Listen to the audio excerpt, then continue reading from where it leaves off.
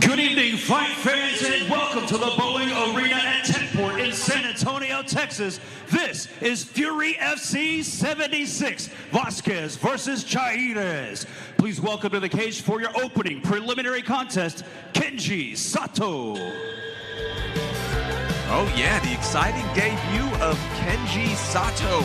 The purple belt, he's been training his whole life to become a martial artist, has mentioned on his Instagram, it's in his family blood as well. And now, the last samurai gets a chance to show out in a debut fight at the beautiful Boeing Center Techport Arena. Wow, what the first fighter in Fury history gets a fight. Yeah, and it's funny you said, I'm glad you said his nickname there, because we heard the story today about how he came up with that nickname. He's a very shy guy, very nice guy, and they asked him, hey, do you have a nickname? And he just thought about it for 1 second and said The Last Samurai. So here we are with... I think Tom Cruise may disagree with that, though. They have to fight it out. I'm going to take Kenji over Tom Cruise in a fight, but... Well, he's 0-0, so we'll see here in a minute. Maybe I'll take the odds after I watch him fight. I wish he would have walked out with a nice blade, you know, like really commit to it in the last 24 hours. Like, hey, that's my nickname. Might as well go for it. Or at least sort of like the samurai demon mask, sort of cool, Three Ninja style. Or if he would have gotten a tattoo last night. All right, let's go inside to meet his opponent. To the red corner, Ricky Yracheta. Ricky Yracheta, a fighter that I circled when we called his fight back in Edinburgh. He made his debut last year during our Summer of Fury. Now the amateur, making his second walk to the Fury FC cage as an amateur. Went the distance and really loves pushing the pace, which I love from a fighter. Yeah, good cardio. You know, we saw him in Edinburgh. He brought a lot of people to Edinburgh, so I'm kind of surprised we didn't hear this place explode. It's a beautiful venue, by the way, Raheel. We've talked about it a little bit since we've been here, but beautiful place to watch a fight. Brand new venue, very, very nice. So nice place for some people to make their debut or to get to fight. Alex, you mentioned it was the nicest venue you've seen since other than the UFC. Yeah, I mean, this is as good as it gets. You know, I've fought in the UFC in venues on par with this one. I mean, this is a really great opportunity for these amateurs and these pros later tonight.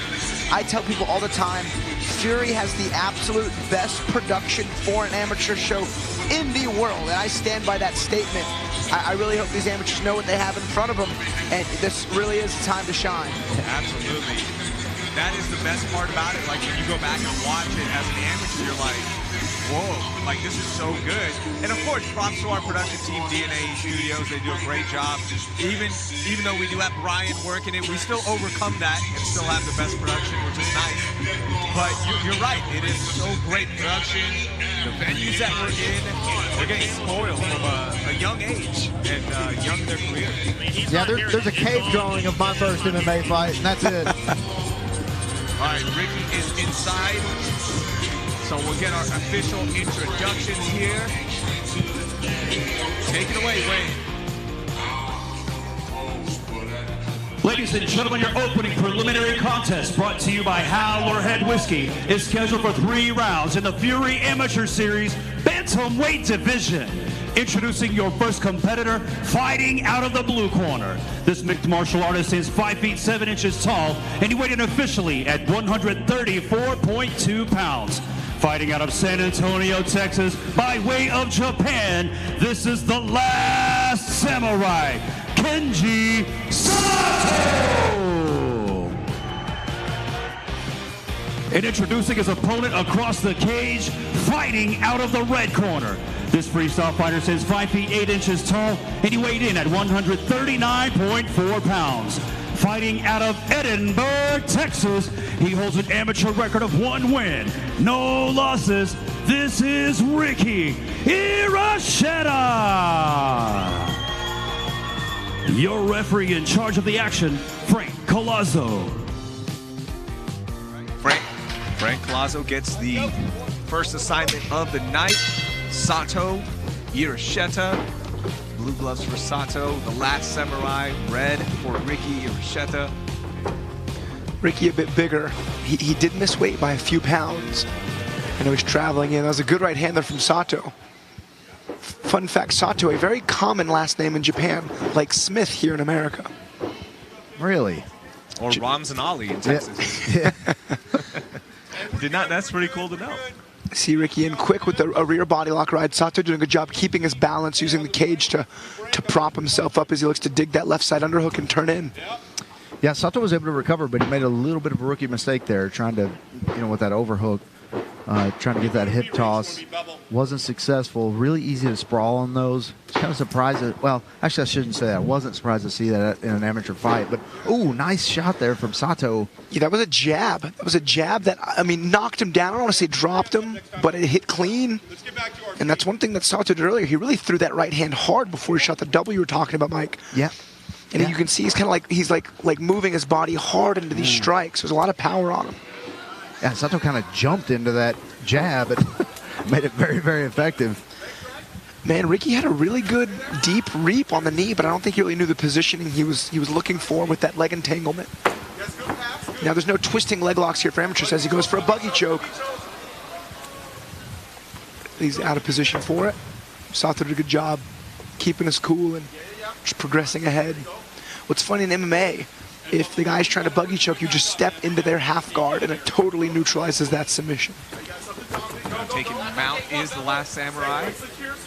Yeah, Sato he's taking advantage of every opening he's seen so far. Positionally, he's kind of taking this wherever he's wanted. The purple belt. He's been waiting a long time to make this debut, 32 years old. Yeah, he's very patient. Very, very poised here in mount. Now there's less than a minute, and he's in one of these strongest positions. He can maybe start to really put some firepower down on the ground and pound. It looks like he's a little reluctant to throw punches. Well, until now. And that's what he needs. Moment. You're right, 30 seconds now. You got to start pushing this. That arm was open here.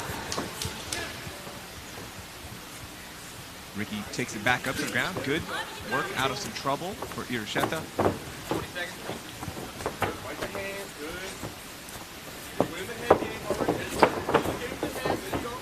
Curious if Sato has some judo training. He had that underhook. Looked like he was going for some sort of inside trip or even like a Uchimata setup. And both guys kind of throwing a knee there at the same time. Looks like they banged kneecaps. Looks like it's pretty painful for both guys. That's a Sato round through and through.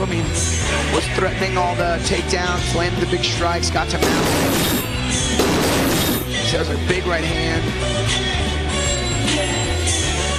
Little calf kick kind of knocked him off balance. Yeah, that was that jab that dropped him. Yeah, and he dropped into that jab, Alex. He kind of threw it with he threw a jab with his hip. You rarely see that. But yeah, Real, I think you're right. I think he could have had his arm right there. He was kind of reaching up. I'm kind of surprised he didn't take that arm. Good first round for Soto, though. Maybe pacing himself just a little bit. Your first round ever officially with everything that's going on, the venue, the fans. Yep, and I'll stick to what I said, Alex. I'll take Sato in a fight against Tom Cruise. Yeah, me too. How about Tom Hardy? Oh, no, I don't know about that. Tom Hardy's a pit bull. Yeah.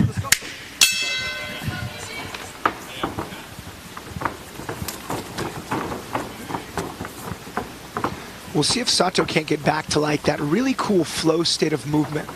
He's changing levels, kind of rocking back and forth. And that allows you to just fire off into some punches because you're already moving.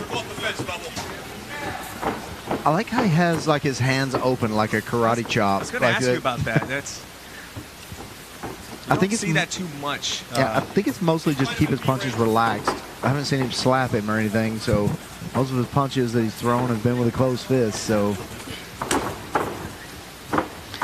there's a well-thrown right hand, good lift there from Ricky, but he didn't set it up. There's no jab, so all Ricky had to do was identify the right hand, dodge it, and then enter in on that body lock.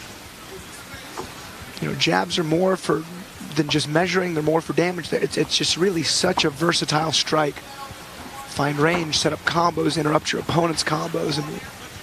Jab's got to be used more. Nice little boot there from Ricky. One of my favorite finishes from a rear body lock. They're just booting your laces right on their Achilles and kicking the foot out. Ricky really coming alive in the second round. Yeah, this round almost looks identical to the first, except it's the other person that's taking advantage of their opponent here. Nice little modified Granby roll jiu-jitsu style. Another good leg entanglement here. Now, there's no heel hooks allowed or toe holds. He can straight ankle lock, though, and that's what he's going for. Sato needs to lay. Sato needs to lay to his left side, get his left shoulder and head on the mat if he wants to genuinely threaten the straight ankle lock. Lets it go now. Sato had to be careful also because he was really, really close. It looked like he wanted to kick him in the face pretty bad, but he's in a good position for potential knee bar. Now, Ricky did not figure for his legs immediately, and it's still kind of giving me some anxiety. I mean, he's got to cross that left leg over his right ankle, or else Sato's going to sit back for a knee bar. Yeah, if Sato sits to his right hip right now and kind of uses both hands on that, he's got that knee bar. The only thing is, if he loses it, he's going to give up his back. Pretty good punches from the bottom there for Ricky. Almost got that definitive reap locked in. Oh. Sato sticking with it. You can tell Sato's having to restrain from, he's remembering about halfway through his submission attempts that you're not allowed to do that. Yeah. So yeah, anyone watching at home, no twisting leg locks. So no heel hooks, no toe holds, straight ankle locks are legal, straight knee bars are legal, calf crush is also legal. Good transition work. Man, Sato really made the end of this round competitive, as Ricky did start in a really good position with some good strikes, but Sato finishes on top. Maybe even a coin flip of a round, but if you're Sato's coaches, you got to say you lost number 2, and you have to win number 3. Yeah, and Yracheta stumbled over to his corner. He was limping pretty bad on that leg whenever he went over, so not exactly sure what happened to it, but it was getting worked on a lot in that second round. Nothing that we saw was really definitive. We saw almost right there, you saw him grab that heel, twist it just a little bit, and then he let it go. So again, very, very close to an illegal submission there. It's a good right hand there from Sato. Yeah, I think that the more damage was done by Sato this round, even though Yracheta probably controlled more of the round. Sato finished the round strong and then also probably still did more damage.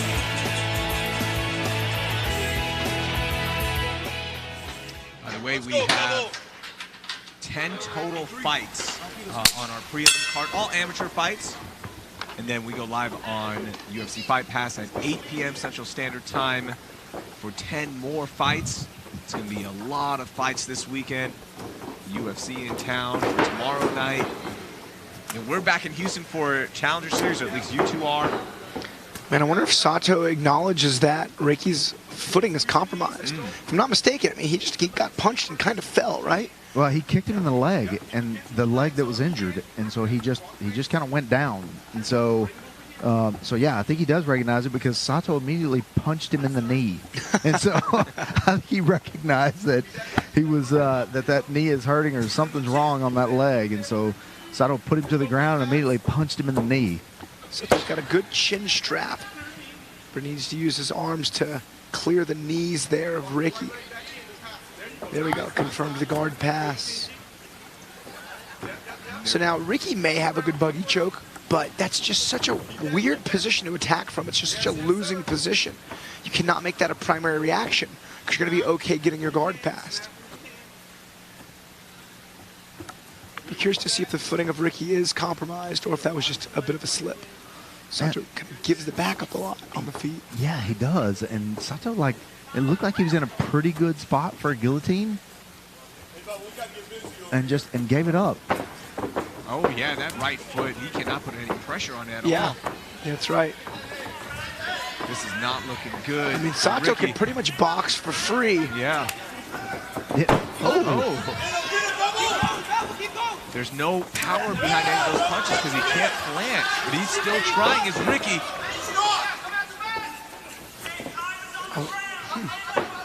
Perhaps Sato was damaged by those punches. They didn't look like much, but I mean, sometimes it doesn't take much to do some damage in the 4-ounce glove. Yeah, and Yracheta is in complete survival mode right now. Because you're right, Raheel. He can barely stand on that right leg. Oh my gosh! I mean, he is just hobbled right now. I wouldn't be surprised if afterwards we find out there's structural damage to that knee. But for right now, he is still in this fight and he is pushing forward. This is a heroic effort, gentlemen. How is he doing this? Sato could have just circled away and made Ricky move, and that's what would have compromised him most. Yeah, Sato did Ricky a huge favor there, kind of staying in the same spot, and I mean, it's almost like he pulled guard on his knee. But it's weird, he can still put pressure on the post on the right. Like, he is still able to put a little pressure there, but man, no pressure when he's standing. Oh man, 10 seconds left. He is just walking forward. Is Ricky Yracheta. What an incredible third round, one-legged beast of a round. We'll see how the judges scored this because we are going to the scorecards here. Man, I think Yracheta might have got out in the third round, even though... See how that second round goes, Mike. Sorry. Yeah, I mean, yeah, this fight's a lot closer than I thought it would be.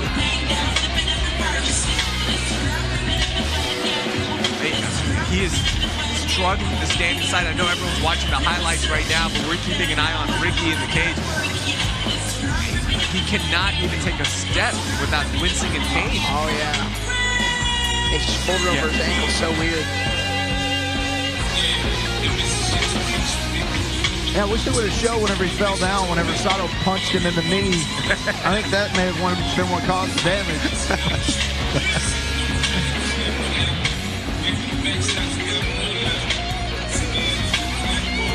So the debut now under his belt for Kenji Sato. We'll see if he can get this win here. Ricky Yracheta trying to move to 2-0. We'll see how they scored this, the judges. Let's go inside to Wayne Leggett.